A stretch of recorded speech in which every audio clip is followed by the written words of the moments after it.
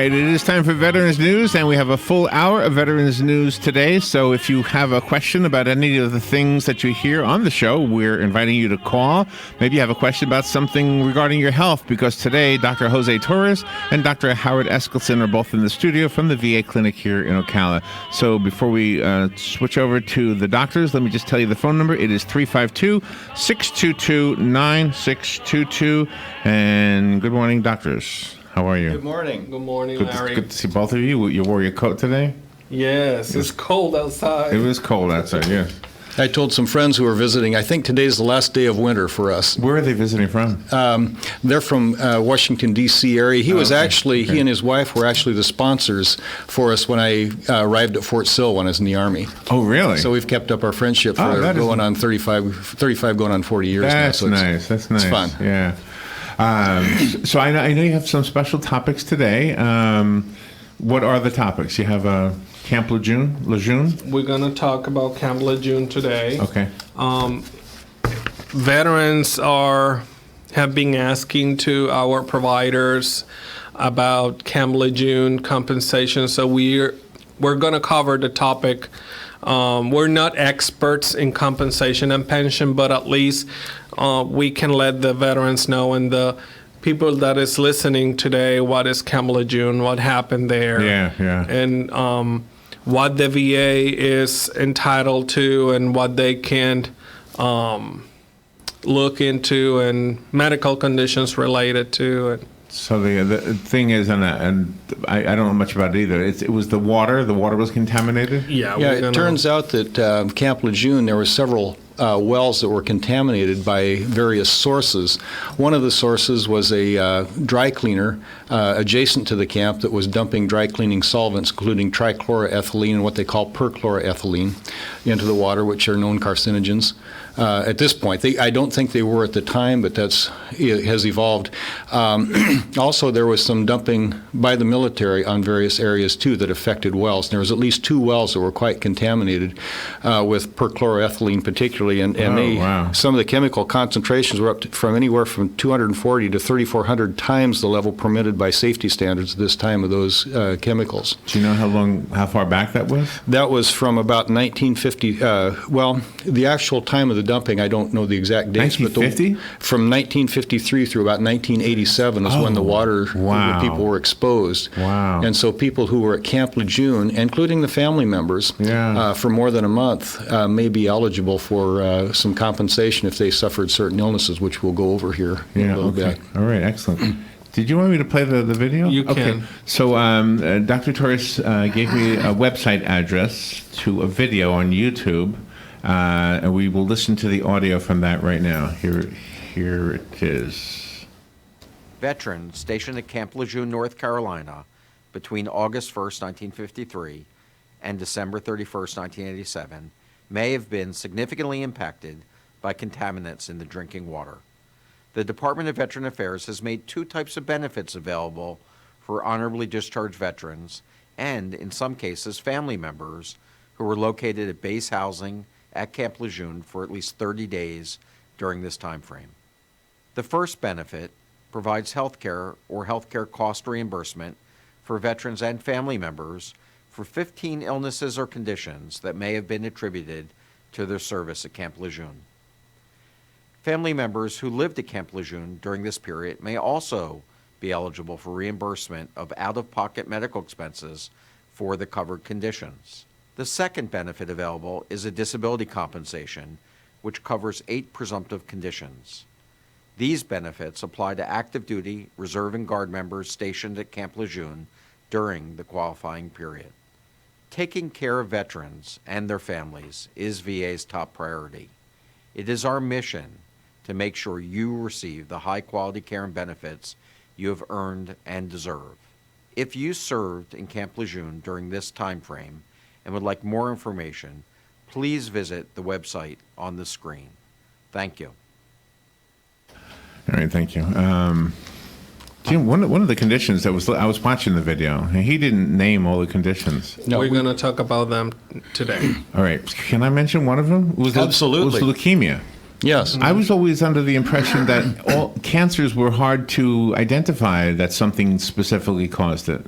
And it sounds like they say that leukemia could be specifically caused by these contaminants.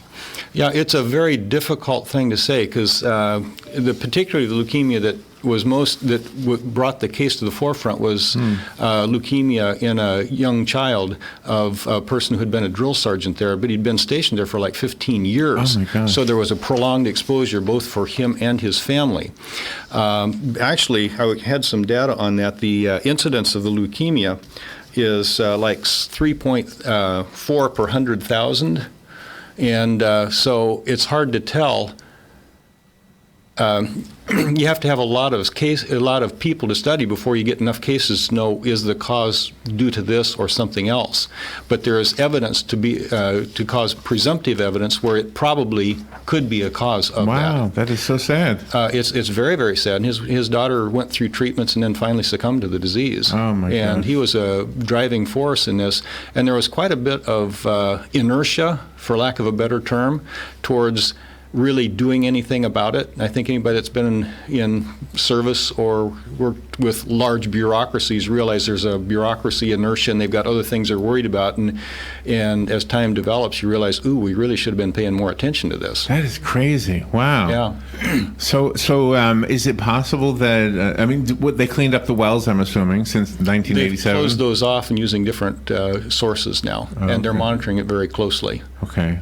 But they've had to put a stop to it. In fact, it's from 1987 on, the water's been better.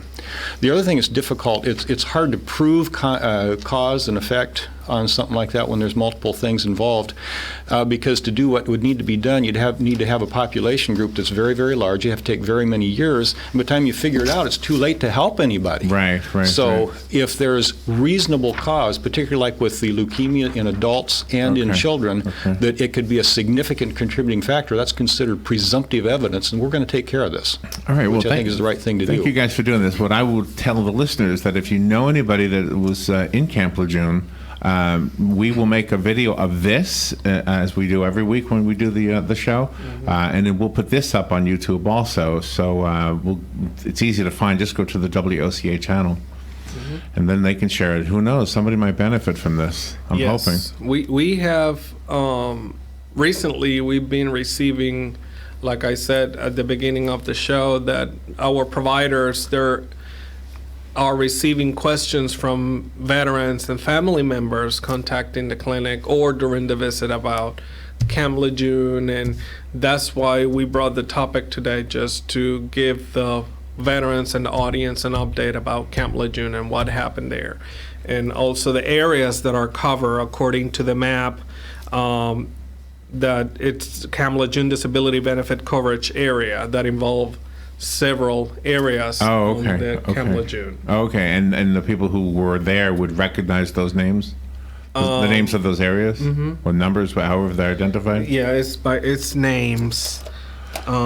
We have Camp Lejeune Greater, Sandy Run, Stone Bay, Riffle Range, the Camp Lejeune Military Reservation, Onslow Beach, Hannot Point, Marine Corps Air Station New River, Holcomb Boulevard, Tarawa Terrace, Camp Johnson Montfort Point, and Camp Gager. Those are the areas covered according to the VA webpage that you can access and look the video of Dr. Shulkin, which is our secretary, VA secretary. He in the video he gave he referenced the website, which is the one you gave me. But if you could just allow me a second here, I can tell you the website. If you just go to YouTube and just type in, hold on, it rolled over to the next one. Just type in Camp Lejeune VA Health and Disability Benefits, and it should come up. Otherwise, it's a real long, and we'll put this one on our Facebook page also. The long one that you sent me, we'll put that on our Facebook page. Thank you. Does the website you gave me, by the way, it's got that video, but that is a VA site. It's a VA site. So does that give other information regarding this as well? Okay. Yes, okay. it's in the page for compensation and pension and public health. Okay. It's under the public health page. I'm going to put that on our Facebook page right now while you guys are talking. And there's two things that they actually address. One is what can be considered service-connected illness for the veterans, which has the smaller list. It has 8 different diseases that are considered service-connected, but it also offers some reimbursement for medical expenses for family members, as well as to veterans who have suffered illnesses that aren't on the service-connected list. And there's 15 of those, which is what Dr. Shulkin was mentioning. Wow. So I don't know if this is dumb or not, but I mean, would the family member have to have drank the water? I mean, or could you get something just by contact with a person? It's primarily the exposure to the water that they're talking about, yeah. And I can, if we want, I can go over those, just list those 15 different diseases at this point. Absolutely, yeah.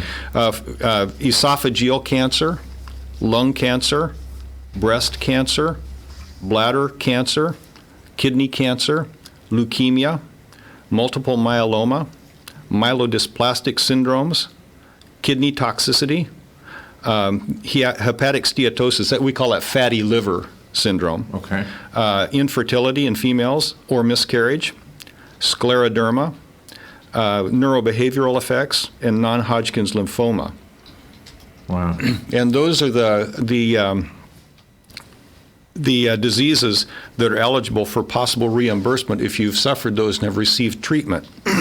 They have a number for family health care members to call to check for online reimbursement, and it's 1-866-372-1144. Should I repeat that again? Yes. That's 1-866-372-1144 that can help in what you need to do to establish a claim for this. And they have specific guidelines for family members. There's certain documentation that's needed. They would get in touch with different forms to fill out, but there'd be documentation showing dependent relationship to a veteran who served there at Camp Lejeune, such as a marriage license or a birth certificate in the case of children.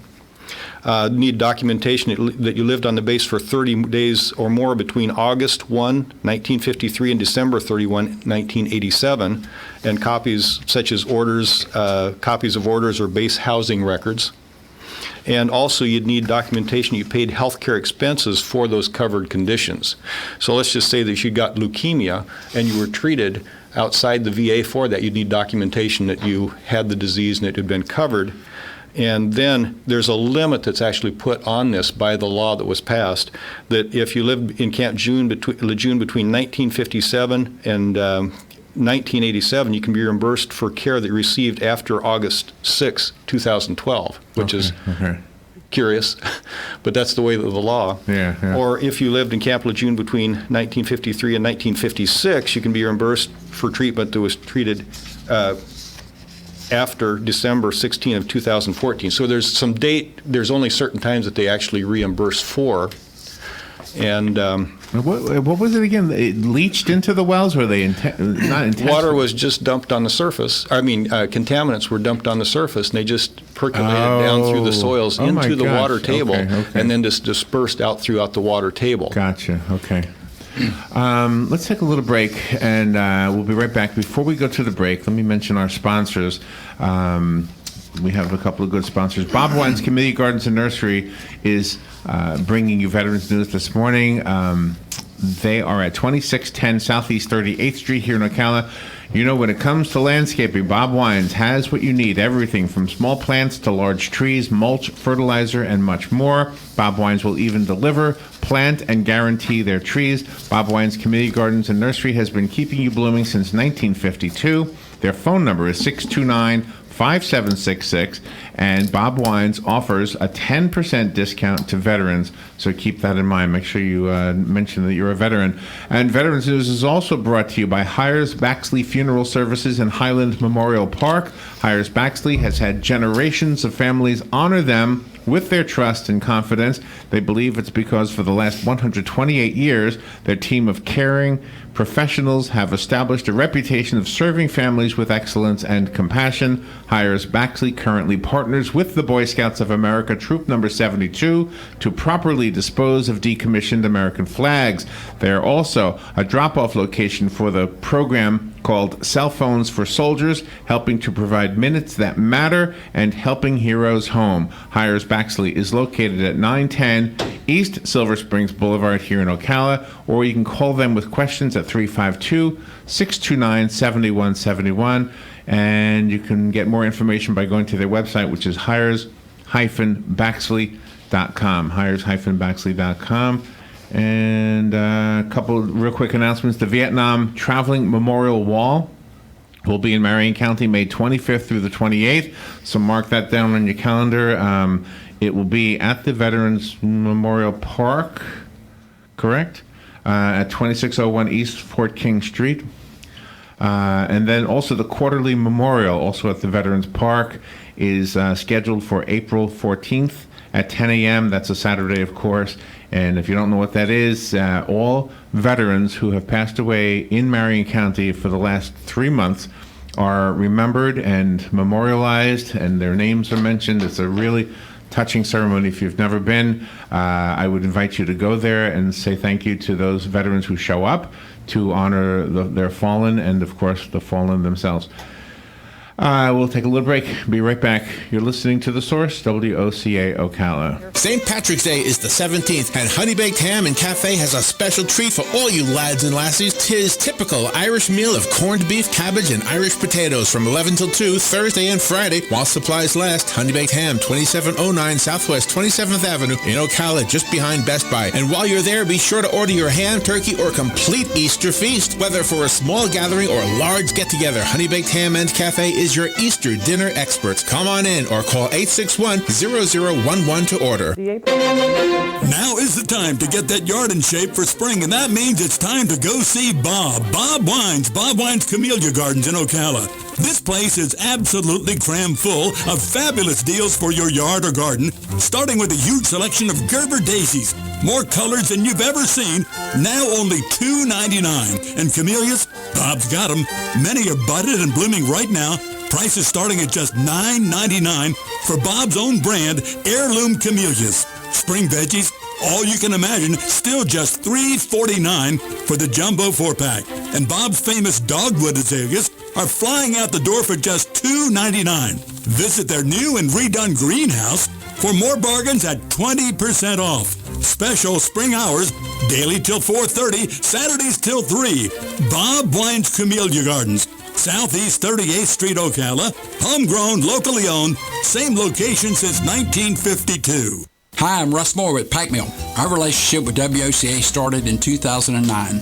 WOCA is family-friendly, community-involved station. When we moved to our new location on 17th Street in October of 2016, of course, we went to WOCA so they could tell everybody our new location. The folks at WOCA really care about their clients and want them to be successful. For all of your shipping needs, call Pike Mill, and to tell the Ocala area about your business, call WOCA, because WOCA radio gets results. All right, 24 minutes after 9 o'clock. We are 24 minutes into Veterans News, and remember, today's Veterans News is a full hour long, and your two hosts this morning are Dr. Jose Torres and Dr. Howard Eskelson. They are focusing today on all of the many cases that have stemmed from the contaminated water at Camp Lejeune and how you might be eligible for some compensation.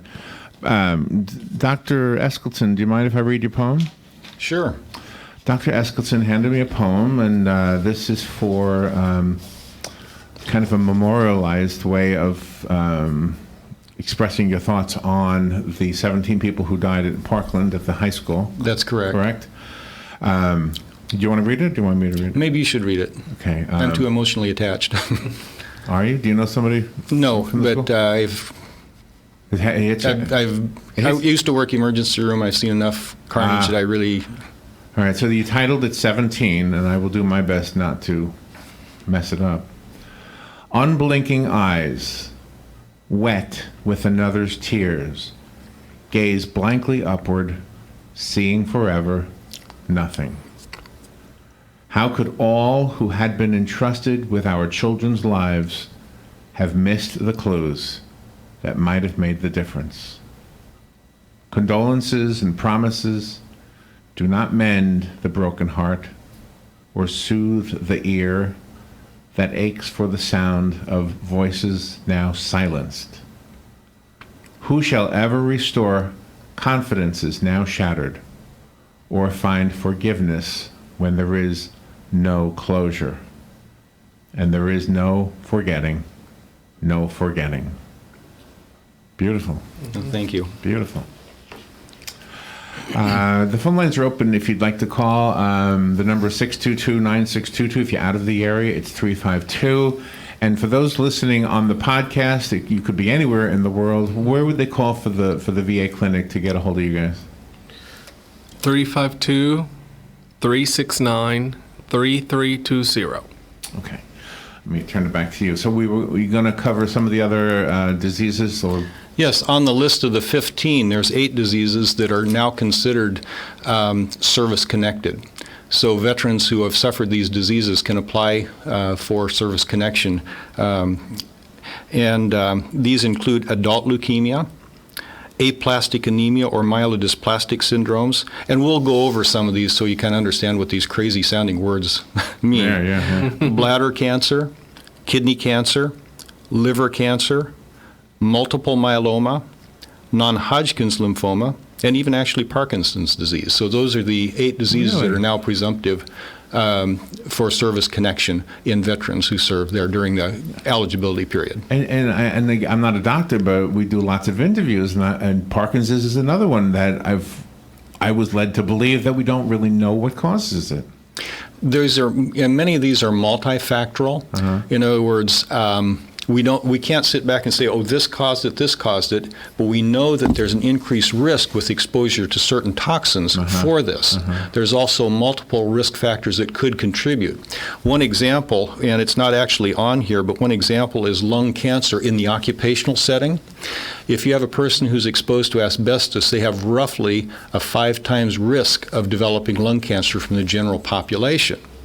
Now, if a person smokes, they have roughly an 11 times risk of lung cancer in the general population. But if you combine the two, they actually are multiplicative, if I can get that on my mouth, to where they have about a 55 times the risk. So there's multiple factors that contribute to that. And with the leukemia, that's usually what we call a point mutation. In other words, you've got these cells in the bone marrow that are dividing, producing baby white blood cells, and you get one division where there's a point mutation where all of a sudden you've created a gang of monsters, and that continues to reproduce and spread, and that's what causes the leukemia. And most of those we don't really know the cause of, but in the presence of toxic chemicals, the risk of that goes up. So is there any information for the person who has no symptoms, they served in Camp Lejeune, and they're wondering, can I do something to prevent it since I don't have anything yet?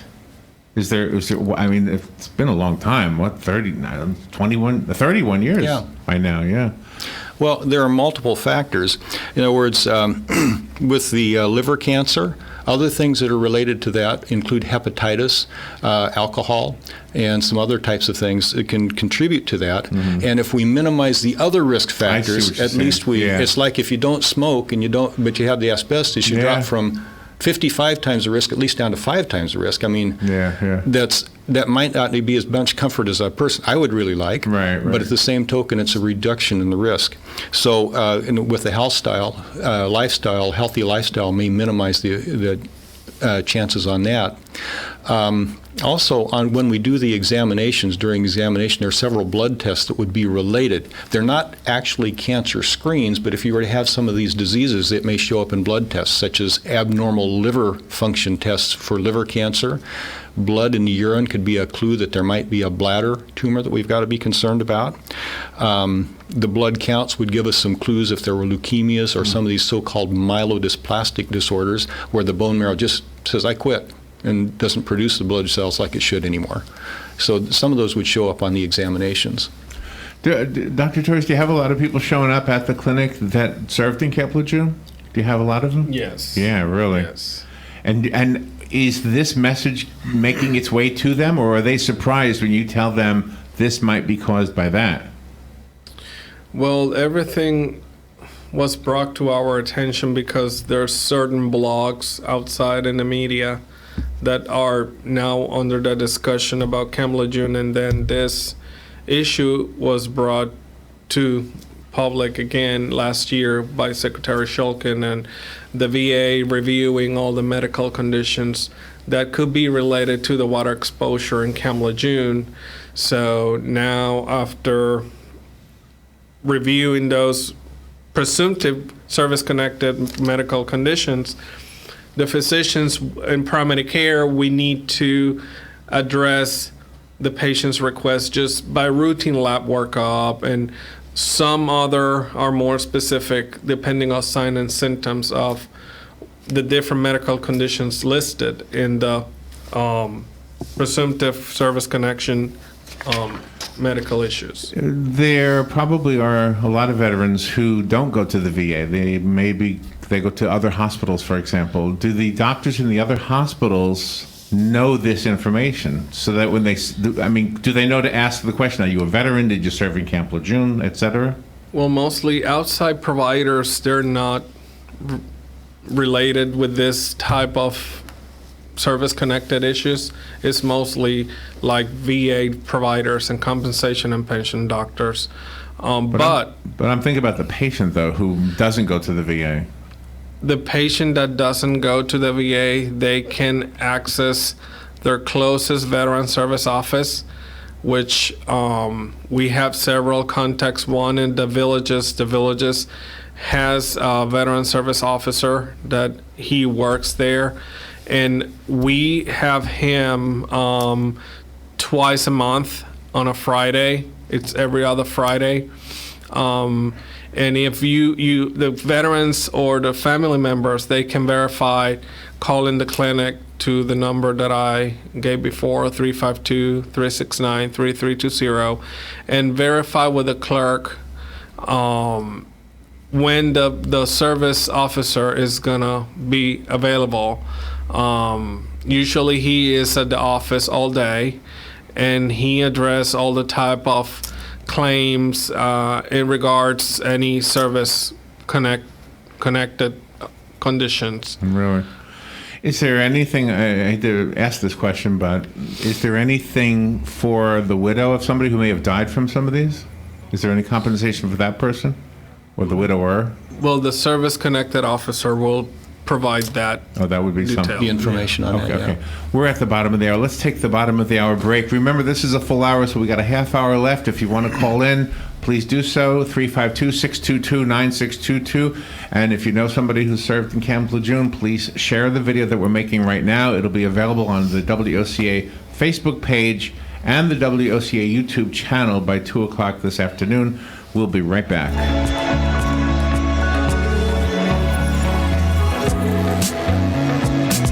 Your community radio station. WOCA. Hello, gorgeous.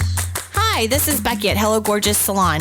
We are located in the heart of downtown Ocala, right next to the historic Marion Theater. I'd like to invite you to stop by and see our new boutique area and meet our staff of professional stylists. Here at Hello Gorgeous, we are ready to update your look with the latest trends. And with summer here, it's the perfect time to brighten up your look. So make your appointment now for those highlights and Brazilian blowout. But don't stop there. We are a full-service salon offering manicures, pedicures, and facials also. So if you've been searching for a salon to call your own, come and see us at Hello Gorgeous Salon. We are located at 48 South Magnolia Avenue in downtown Ocala, right next to the Marion Theater. So call today and set up your appointment at Hello Gorgeous Salon at 351-5358. That's 351-5358. And don't forget, we also do men and children's cuts too. 351-5358. Hello, gorgeous. Here is your 1-minute news brief from the source WOCA. The Marion County Sheriff's Office says a murder-suicide in Silver Spring Shores has left 3 people dead. Alachua County deputies say they arrested a man for attacking a dog owner with a tennis ball launcher. Navy officials say a U.S. Navy fighter jet crashed yesterday off the coast of Key West, Florida. Its 2 crew members died after being transported to Lower Keys Medical Center. Guests of Walt Disney World Resort hotels will soon pay as much as $24 a night for overnight parking. An employee of the Florida Department of Citrus was arrested after mining the agency's computers for Bitcoin. The effort to designate the Sunshine State's famous pink flamingos as natives is making progress. If the flamingo is classified as a native species, the state would need to devise a recovery plan for the species. And a South Florida couple is celebrating their 23rd anniversary in a hospital after he gave her one of his kidneys in a life-saving transplant. And that is your news brief from The Source. The weather is brought to you by myfwc.com. Safe boating is no accidents. A beautiful day today, this Thursday, with sunshine, the high 68 to 72. Clear and chilly Thursday night, lows in the mid to upper 30s in inland, about 46 along the coast.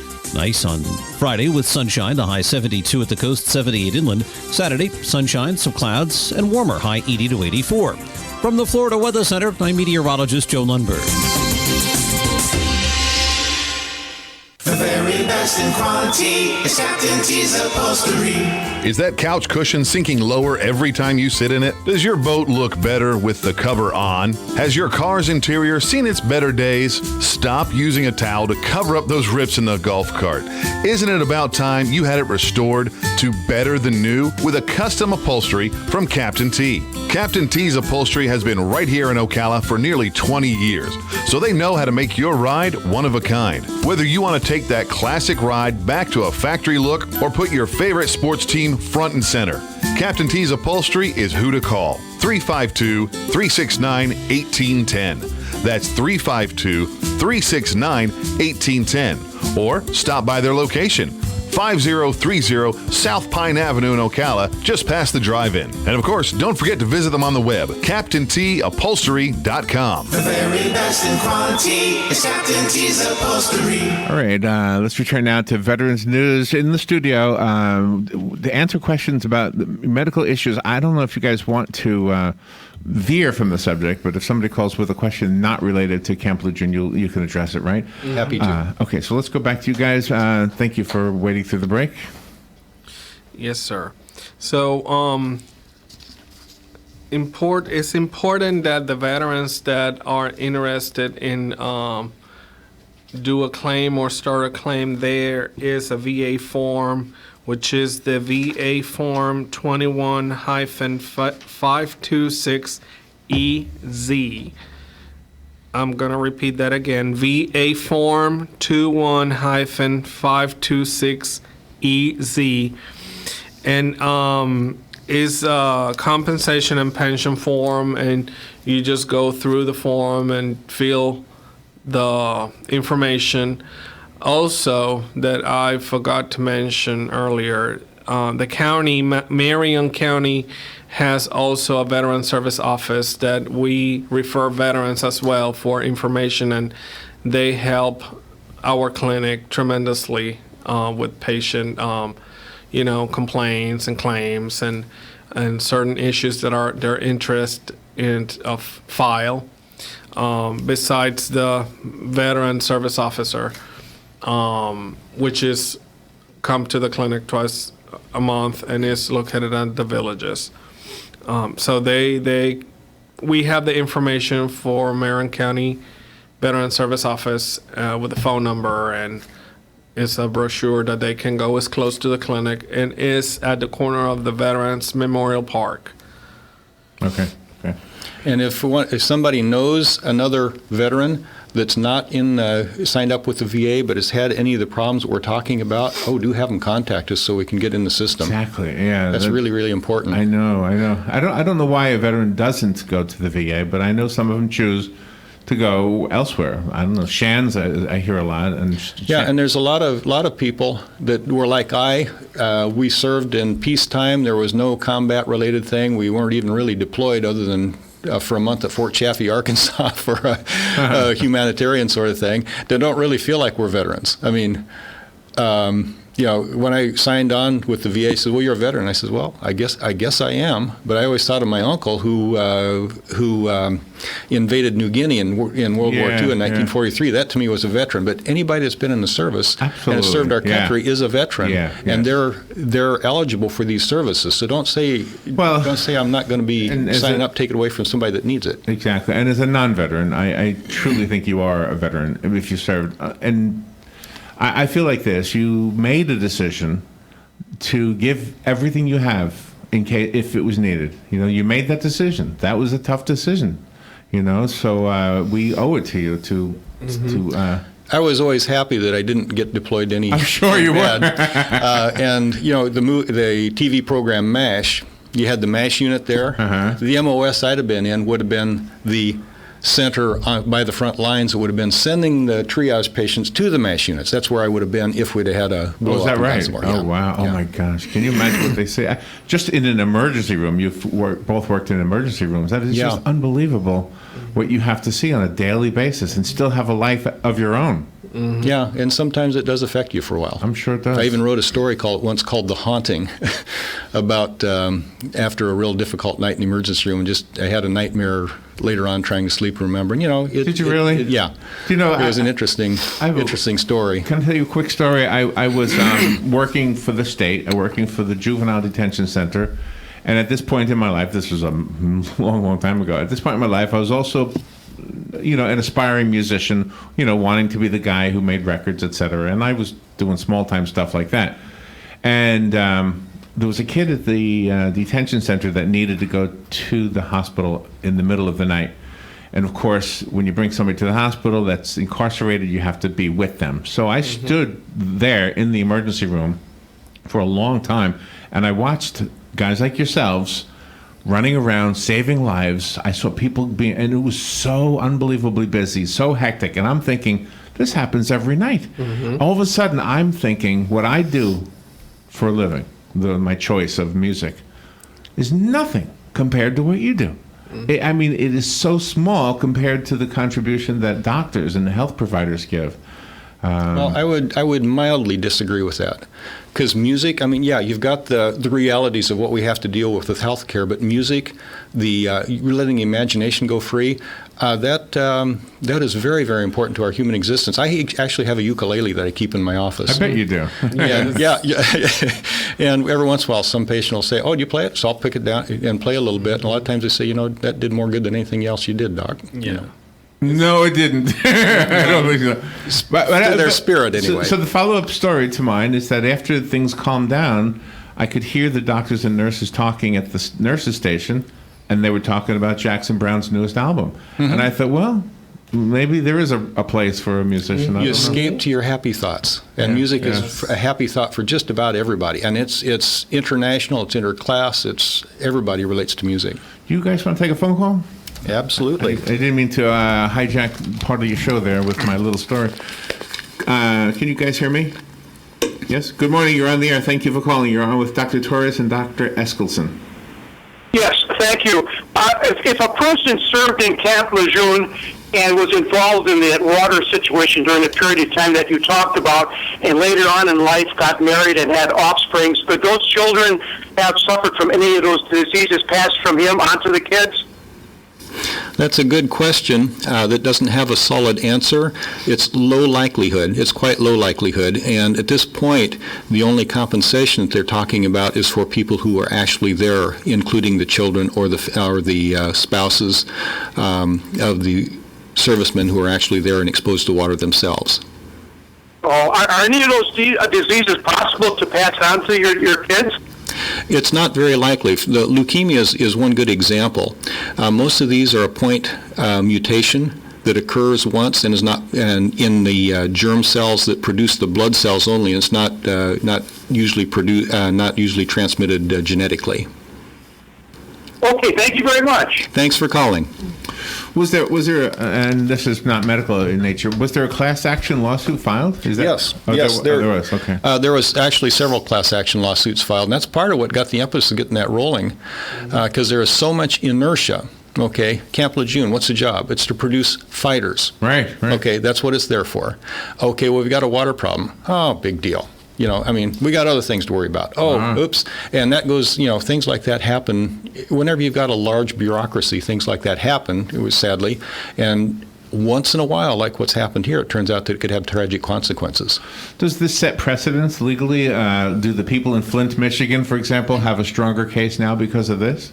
I don't know how that would how the two relate. I mean, it's quite possible there might be legal precedents, but I'm not up on the legal aspect. But I think the Flint, Michigan is something we've got to keep a close eye on, because we've got a lot of infrastructure that's getting very old, and you do not want lead in your drinking water. That's a very bad situation. Right.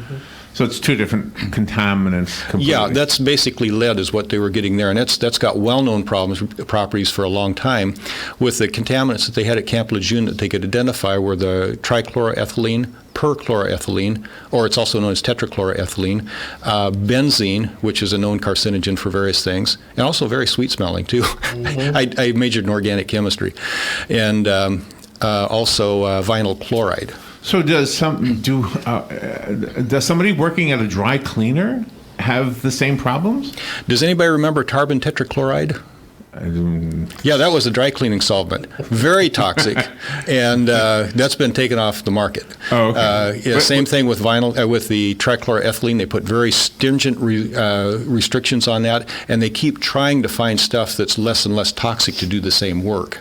Right, but when you wear your jacket that was cleaned at the dry cleaner, you're not exposed to it, are you?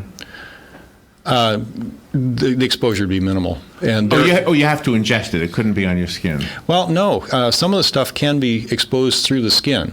You get it through ingestion. You can get it through exposure through the skin. You can get it through inhalation of vapors of various types of things, too. Really? Those depending on the toxin.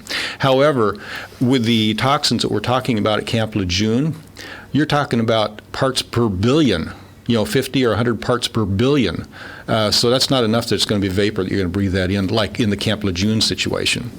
And they do watch very closely the things with the cleaning solvents and stuff. And every once in a while you'll see something, this has been called from the market because we found a problem with it. Okay. The phone number here right now is 622-9622. If you have a question for Dr. Torres or Dr. Eskelsen from the VA clinic here in Ocala, that we are open right now and live, as long as you call on today's date, whatever it is, or the 15th of March. It's 9:48, I think, in the studio here. The number is 622-9622. We've got about 12 minutes left, but as we mentioned before, you can call the clinic and have questions answered, or just go down to the clinic, which is in the Cascades on Silver Springs Boulevard. Yes. And, discussing some of the diseases we talked about, bladder cancer is one of the diseases they talk about. There's about an incidence of about 81,000 new cases, and 17,000 deaths occur each year in the United States of bladder cancer. Wow. Risk increases with age, but it also increases with smoking. But it is also associated with perchloroethylene, which was the dry cleaning solvent that was at Camp Lejeune. Okay. As far as symptoms show up, very often we pick up early bladder cancers because there's some blood in the urine when we do just a general physical. And it's microscopic blood. It's not somebody says, I noticed blood. No, they say, I don't have any blood in my urine. Wow. No, we saw it through the microscope. Well, that's scary. Yeah, it really is. Oh, my gosh. So, you may not have any indication until it's quite advanced. Oh my gosh. So if you haven't had a checkup in a while and you're feeling lousy, go get a checkup. Nobody wants to be scared, but do the female vets show up for this kind of stuff more than the men? Because in general, don't we men avoid doctors? Well, we have more men than female. Because of the veterans. Mm-hmm. Yeah. The population of veterans is more men. Yeah. We see more male veterans than female veterans. Usually female veterans, they like to go to the women's health clinic, and there's one women's health clinic in Gainesville. Mm-hmm. It's a whole wing only for women's health with doctors and nurses, and but we have women's that we take care of as well in the clinic. And we do have a phone call. Thank you for calling. Good morning. You're on the air with Dr. Howard Eskelsen and Dr. Jose Torres. Hello, doctors. I have a question. I'm I'm dealing with dementia. My husband's a veteran. I'm dealing with dementia for my husband. And I live here in Ocala, and luckily, I was raised by my parents that said, if you don't know anything about something, go to the library in those days. But it's up to you to do everything you can to learn about the disease. And some people can do that and others can't. Luckily, I did, and I have continued to do it. But my husband goes to the veterans, and how come there is not more information that is printed about dementia or Alzheimer's? I know that there's a lot of people with those illnesses, but you can always get the information on diabetes, cancer, any of those, which are very, very serious too, and there's no comparison between them at the devastation that it caused not only to the patient, but to the family and the caretakers. And I would just appreciate if there would maybe once in a while for people that don't have computers, I do luckily, or won't reach out to people like social workers, I will, they just don't know anything about it and only go by hearsay.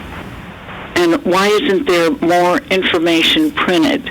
Like when I go to the Veterans Clinic for my husband's here in Ocala, for my husband's primary care, or his psychiatrist, there should be, for these mental disease in these clinics, there should be more information about where caretakers can turn to. And thank you so much for all the work and all the bravery of our veterans. I'll never be able to meet all of you, but I do pray for all of you wherever you are, in time of war or not. And I'll listen for the answer off the radio. Thank you. Off the telephone, rather. Thank you. Great call. Thank you.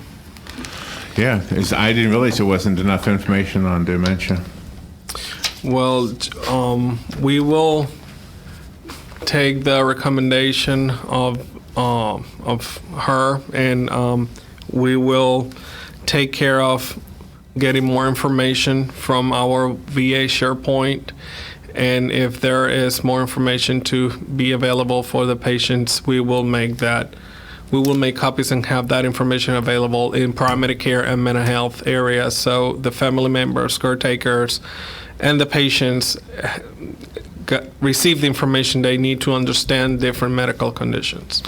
Regarding the Camp Lejeune circumstance, nothing on the list indicates brain issues, but is it possible that they just missed this one?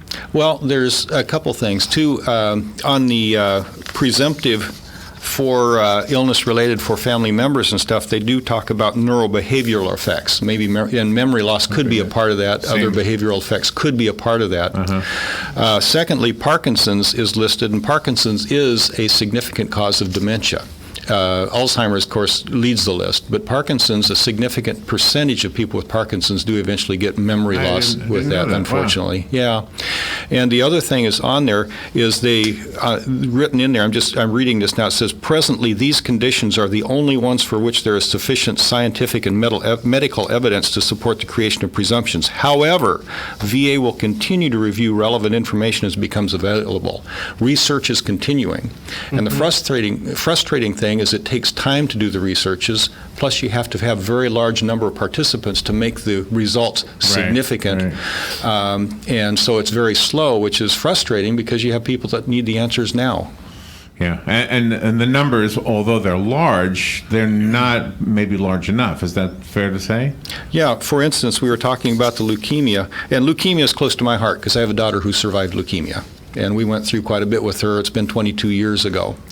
But it's close to my heart. But you're looking at 3.4 cases per 100,000 people. If you say it tripled the rate, you're still looking at about 10 cases per 100,000 people. So the population is very small. So if you look at the 100,000 people were exposed to this, you might find 3 of them that were caused by the exposure. And so it becomes very difficult to tease that out from all the other noise, so to speak, of what other exposures were there with you. And that's why they did the presumption things, because it's so hard to prove yes or no. But we want to take care of people in case there might have been. At the beginning of the show, we played for you the audio from a video that Dr. Torres sent me the address to. It is on YouTube, and you can find it on YouTube if you search for the Lejeune information. However, the video is only the video when you see it on YouTube. What I would suggest is you go to the website that Dr. Torres gave me, so you can not only see the video, but also read the other information that's included on the VA website.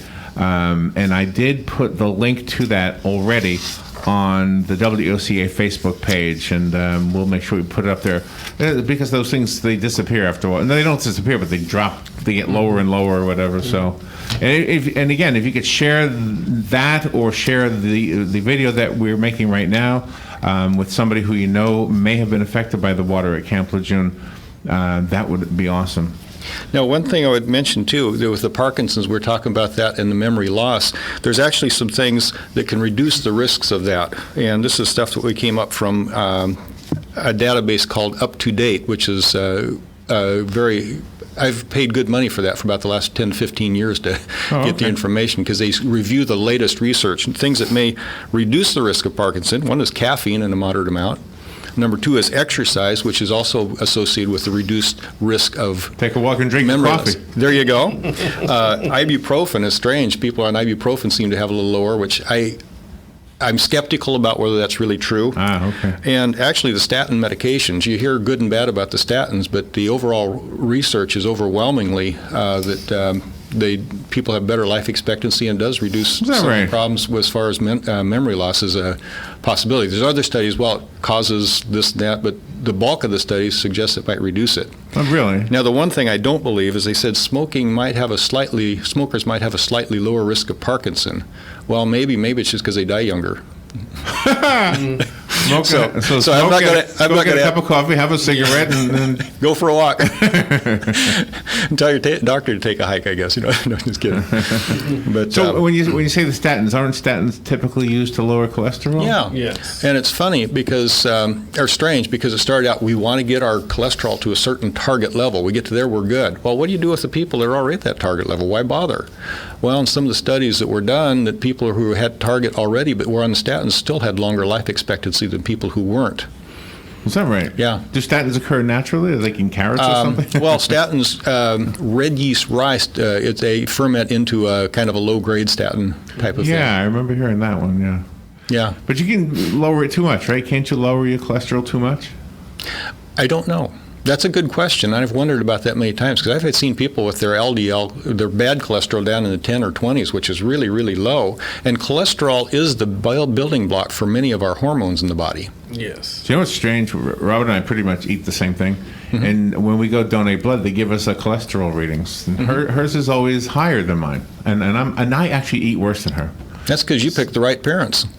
The genetics of the liver, the genetics of the liver are such that some people can eat crummy diets and have really great cholesterol. Mm. Some people have very high cholesterol, and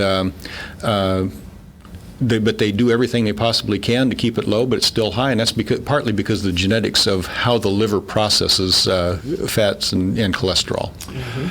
I know you guys are busy, and you you take your time each month to do this. So I want you to know how much we appreciate the fact that you do this, and I know sometimes we distract you with stupid questions and everything. But thank you for coming in here and helping us understand some of the things. Because even if you're not a veteran, it applies to all of us. Mm-hmm. The medical information. Oh, you're welcome. The questions aren't stupid at all. They're great. Yes. I've had my share of stupid questions. All right, so real quickly, if you could just repeat information so people can get a hold of you.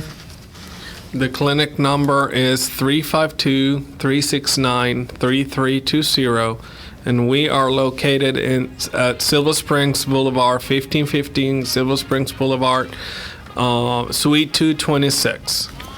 Dr. Torres, Dr. Eskelsen, thank you both for being in here. Thank you, Larry. Thank you for the opportunity. And on behalf of veterans and us here at WOCA, God bless America. Fox News Radio, I'm Chris Foster. It's the end of an era for a lot of kids and former kids. Toys R Us announces it'll close all 740 stores in the United States. A customer in New York wants to know, what are we going to do without Toys R Us? I mean, where will we get toys from? That's part of the problem for the